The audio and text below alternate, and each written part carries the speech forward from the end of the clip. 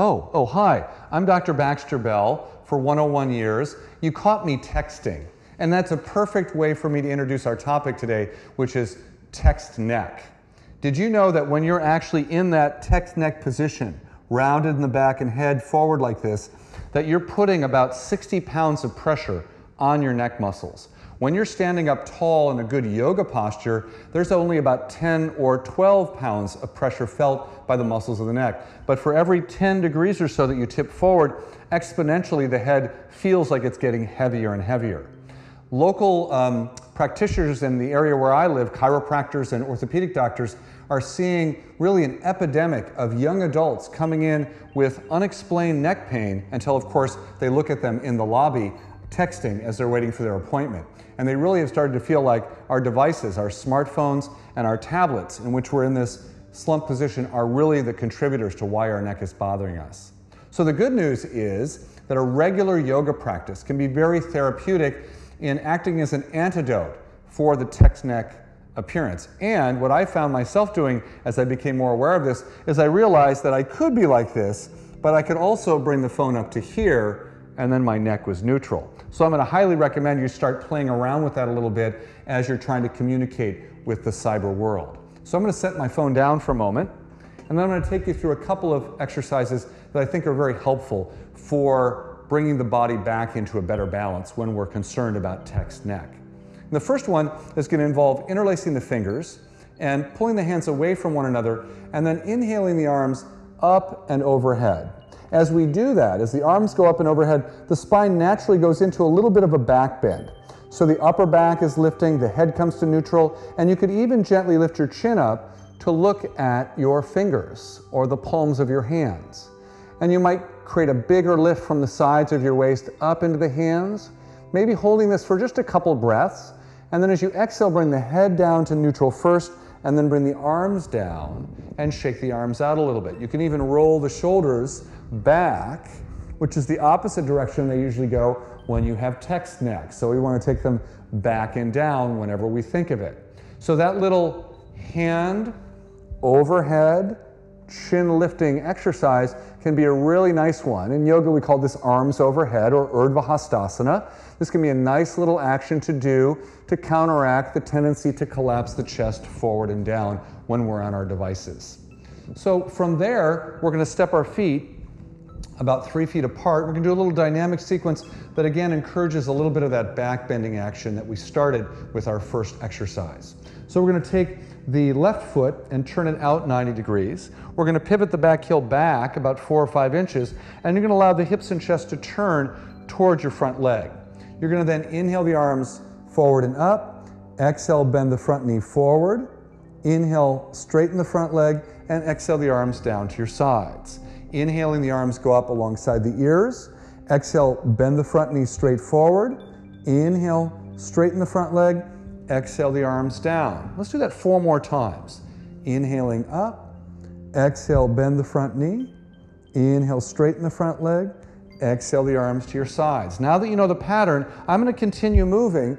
You move at your own breath pace, following along with the dynamic Warrior One. You've got just 2 more to do on this side.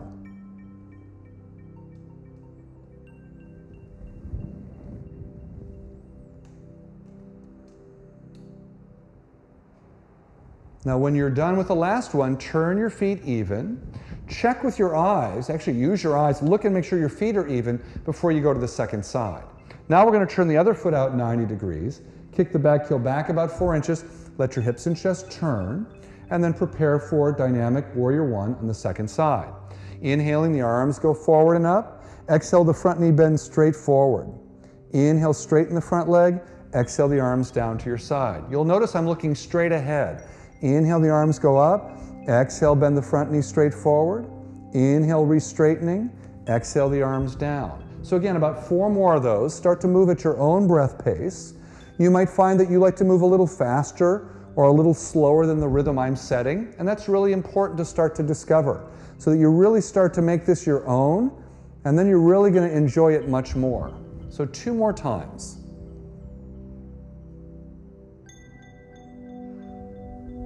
And the last one.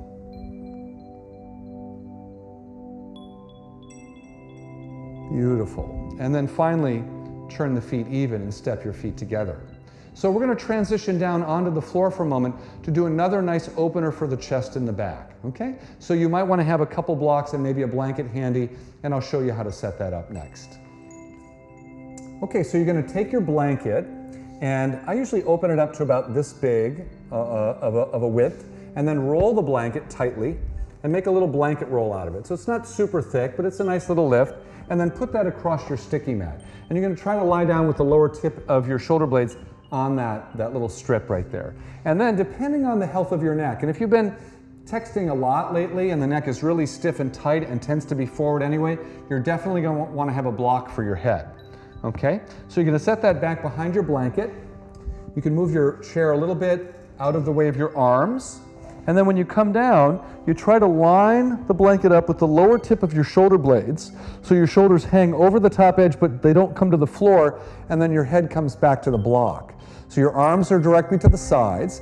If your lower back is sore, you can keep your knees bent. If your lower back is okay, you can take your legs straight out. Even energizing the legs can sometimes feel really good for the upper back. So for some people, just this will be enough. You'll get a lot of good benefits from just being here for 10, 12 breaths, a minute or so, and just breathing comfortably in this position.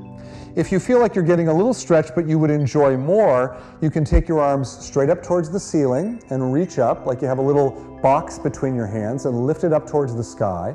And then very slowly take the arms up and overhead, stopping about parallel with the floor. And as you do that, make sure that feels okay for your neck. So you don't want to drop so severely that you jam your neck. Keep the neck long and reach back strongly.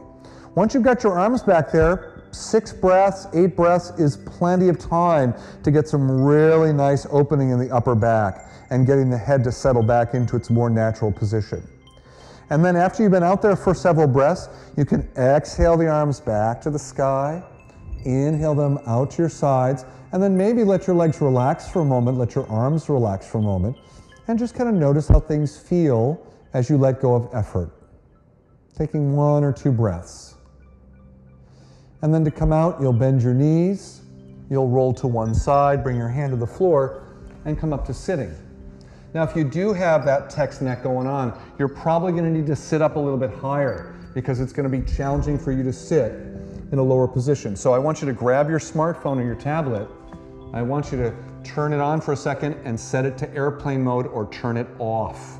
Set it off to the side. Notice if you're already getting nervous or breaking out in a cold sweat. All right, that tells you you're spending too much time on that thing. So I want you to sit comfortably and close your eyes.